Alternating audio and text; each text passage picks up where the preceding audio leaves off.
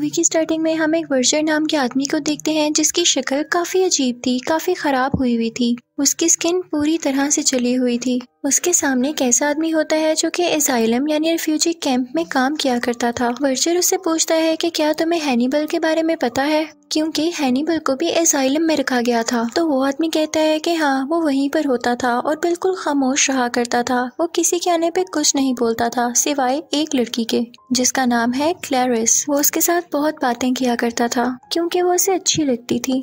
वो लड़की इनफैक्ट एक डिटेक्टिव थी।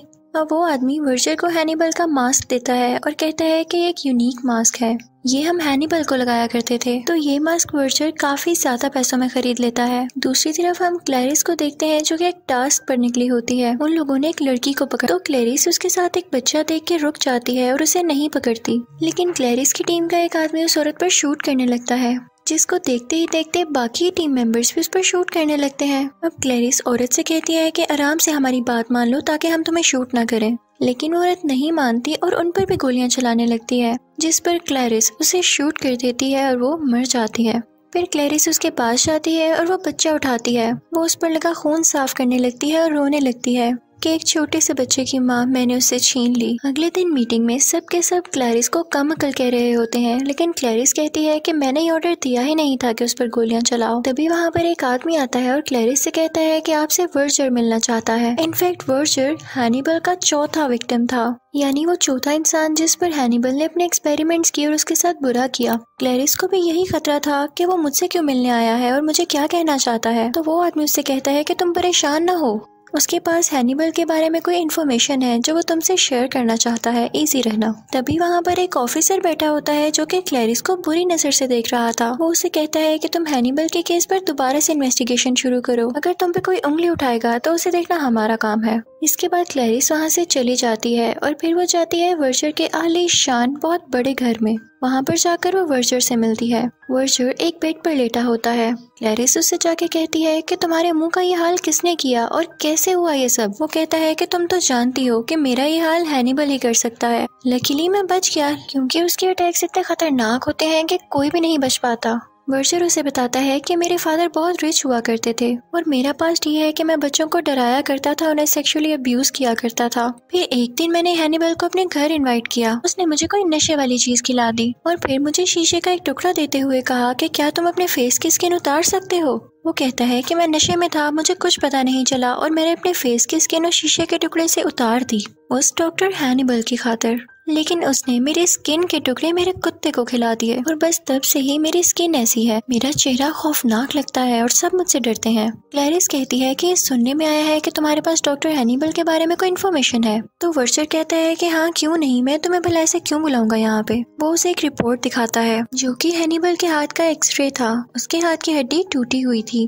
वर्जर क्लैरिस से कहता है कि बस ये तुम्हारे पास रिपोर्ट है, अब इससे तुमने हैनिबल का पता लगाना है कि वो कहाँ पर है। दरअसल मैं उससे उसका बदला लेना चाहता हूँ। मैंने तुम्हें भी यहाँ इसीलिए बुलाया ताकि तुम उसका पता लगा सको और मैं उससे अपना बदला ले सकूं। वर्जर क्लैरिस को पसंद किया करता था और वो ये भी जानता था कि क्लैरिस उसे हैनिबल तक पहुंचा सकती है। उसे क्लैरिस पर ट्रस्ट भी तो था। क्लैरिस इन सब पर इन्वेस्टिगेशन करती है और उसे पता चलता है कि हैनिबल ने एक नर्स को काट कर खा लिया था और उस नर्स ने उसे रोकने की कोशिश की थी, जिसकी वजह से उसका हाथ टूट गया। वहाँ पर वो असाइलम का वर्कर भी मौजूद था। तो क्लैरिस सीधा उस वर्कर के पास जाती है। क्लैरिस उससे पूछती है कि तुम भी तो वहाँ पर थे, तो उसने तुम्हें क्यों नहीं कुछ कहा। तो वो आदमी कहता है कि मेरी उससे अच्छी बातचीत थी और उसने मुझे ये भी बताया था कि वो तुम्हें पसंद करता है। देखो मेरे पास उसकी आवाज भी मौजूद है इन टेप रिकॉर्डर्स में।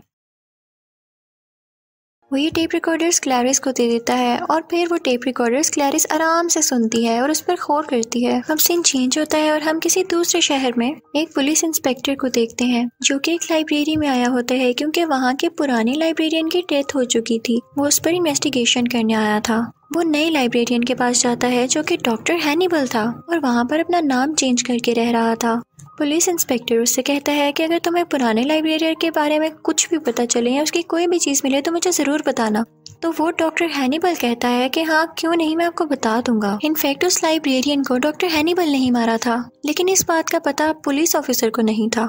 उसके बाद क्लैरिस डॉक्टर हैनिबल के लेटर्स देखने लगती है जिसमें ये लिखा होता है कि मुझे इस बात का बहुत दुख है कि हर चीज का इल्जाम तुम पर आ रहा है कि तुम ठीक से काम नहीं कर रही, लेकिन ये भी सुनो मुझे दोबारा से टॉप 10 क्रिमिनल्स में रख दिया गया है। क्लैरिस वो लेटर्स फिंगरप्रिंट मास्टर्स के पास भेजती है जो कि उसके फिंगरप्रिंट्स का पता लगा सकें, लेकिन उनको कोई भी फिंगरप्रिंट नहीं मिलता। फिर वो जाती है परफ्यूम मास्टर्स के पास जो कि स्मेल को पहचान सकते थे। उनमें से एक आदमी से बताता है कि इसने लेटर जहाँ बैठकर लिखा वहाँ पर एक परफ्यूम की खुशबू है जो कि वेल से बनाया जाता है। इस परफ्यूम पर पाबंदी है लेकिन ये अभी भी कुछ मुल्कों में बेचा जाता है। वो उसे उन मुल्कों और शहरों के नाम बताने लगता है। वो लोग क्लैरिस को एक लिस्ट देते हैं जिसके जरिए वो हर स्टोर से कांटेक्ट करती है जहाँ से वो परफ्यूम मिल सकता है। वो उनसे कहती है कि वहाँ की सीसीटीवी फुटेज मुझे दी जाए और अब उस एरिया के पुलिस ऑफिसर्स उस क्लिप को कॉपी करने लगते हैं ताकि वो क्लैरिस को भेज सके। तभी जिस शहर में वो हैनिबल था और जो पुलिस ऑफिसर उसके पास आया था वो अपने पुलिस स्टेशन में होता है। एक डिटेक्टिव उसी सीसीटीवी फुटेज को कॉपी कर रहा होता है क्लैरिस को भेजने के लिए,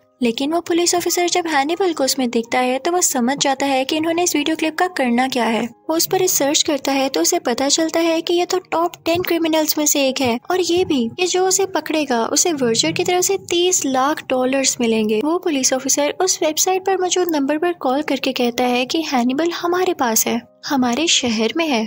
तो वो लोग इससे कहते हैं कि हमें कोई सबूत चाहिए, हमारे पास फालतू टाइम नहीं। वो लाइब्रेरी जाता है उसके फिंगरप्रिंट्स ढूंढने के लिए, लेकिन वहाँ पर तो कुछ भी नहीं था क्योंकि लाइब्रेरी में डॉक्टर हैनिबल हमेशा ग्लव्स पहन कर रखता था। फिर वो पुलिस ऑफिसर दूसरा प्लान सोचता है। वो एक आदमी से कहता है कि तुम डॉक्टर हैनिबल का पर्स चुरा लेना, लेकिन उससे पहले मैं तुम्हें एक कड़ा पहनाऊंगा, एक बैंगल पहनाऊंगा। तो जब तुम उसका पर्स चुरा रहे होगे तो तुम्हारा हाथ पकड़ने की कोशिश करेगा और उसके फिंगरप्रिंट्स इस बैंगल पर आ जाएंगे। अब वो चोर डॉक्टर हैनिबल के पीछे पीछे जाने लगता है। वो उसका पर्स चुरा लेता है और प्लान के मुताबिक हैनिबल उसका हाथ पकड़ लेता है जिसकी वजह से उसके फिंगरप्रिंट उस बैंगल पर आ जाते हैं, लेकिन इसके बाद वो उस चोर को ही मार डालता है। अब वहाँ का पुलिस ऑफिसर वहाँ पर आता है और उसका बैंगल उतार कर उन एड्स को भेज देता है ताकि वो लोगों को पता चल सके कि ये वाकई हैनिबल के फिंगरप्रिंट्स हैं और ये सच कह रहा है। वो लोग काफी खुश होते हैं कि हैनिबल का पता लग गया और उस आदमी को यानी उस पुलिस ऑफिसर को वो रिवॉर्ड दे देते हैं। अब वर्जर के कुछ साथी उस पुलिस ऑफिसर से मिलने आते हैं और कहते हैं कि तुम्हारा काम अब हो गया, ये अपने पैसे ले लो।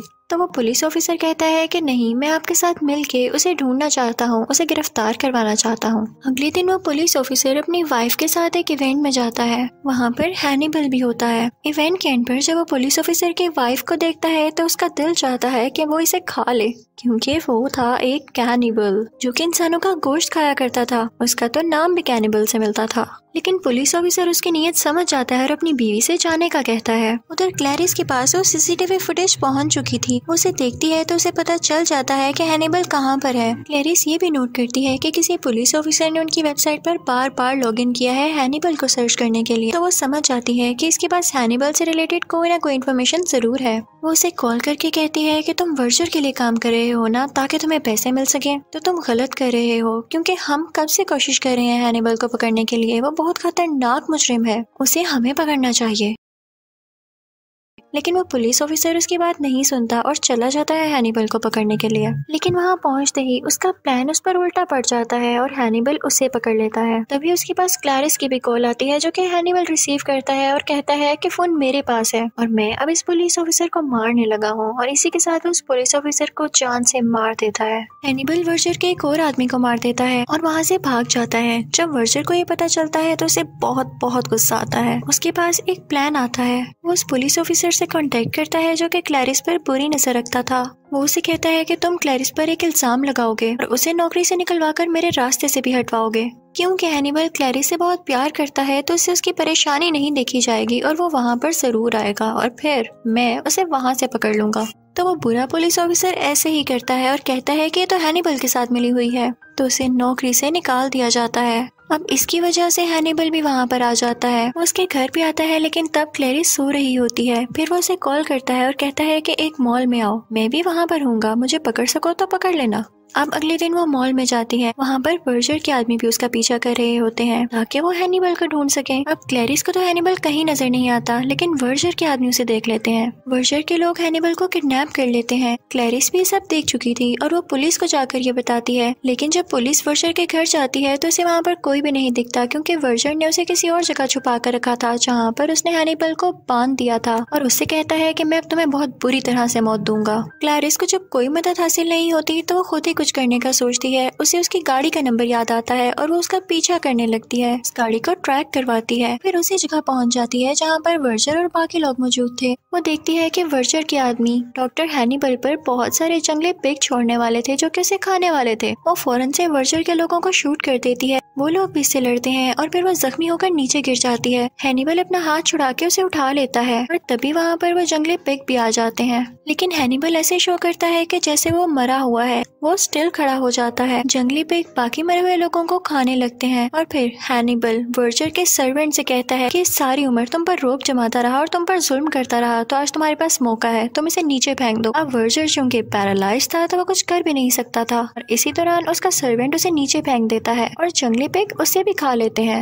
हैनिबल क्लैरिस को अपने घर ले आता है और उसका इलाज करता है। फिर वो उसे ड्रग दे के सुला देता है और पीछे से बाकी सब चीजें सेट करता है, इसे जैसे वो उसके लिए डिनर तैयार कर रहा हो। क्लैरिस की जब आंख खुलती है तो वो नशे में होती है और जब वो नीचे जाके देखती है तो वो पुलिस ऑफिसर भी वहाँ पर होता है जो उसे बुरी नजर से देखता था। वह देख के हैरान हो जाती है, लेकिन तभी हैनिबल उस पुलिस ऑफिसर का सर काटता है और उसके दिमाग का एक हिस्सा पकाकर उसे ये खिला देता है और फिर उसको किचन में ले जाकर खुद खाने लगता है। तभी वहाँ पर पुलिस की गाड़ियों की आवाज आती है जो कि हैनिबल ने खुद ही बुलाई थी। क्लैरिस फौरन से उसके और अपने हाथ में हथकड़ी लगा देती है, हैंडकफ लगा देती है ताकि वो भाग न सके, लेकिन हैनिबल उससे कहता है कि तुम अपना ख्याल रखना और अपना हाथ काट के वहाँ से भाग जाता है। पुलिस भी वहाँ पर आ चुकी थी। क्लैरिस बहुत हैरान थी कि हैनिबल कैसे चला गया, लेकिन वो इस बात से खुश भी थी कि वो उससे कितना प्यार करता है। वो चाहता तो उसका हाथ काट के भी भाग सकता था, लेकिन उसने अपना हाथ काटा। इस मूवी के लास्ट सीन में हम देखते हैं कि हैनिबल दूसरे मुल्क जा रहा होता है और एक प्लेन में बैठा होता है। वो अपना लंच बॉक्स खोलता है तो उसमें उसी पुलिस ऑफिसर का दिमाग होता है। वो उसे खाने लगता है। उसके पास बैठा बच्चा भी दिमाग मांगता है कि मुझे भी देना खाने के लिए, तो हैनिबल उसे भी एक टुकड़ा खिला देता है और इसी के साथ ये मूवी एंड हो जाती है। Thank you for watching.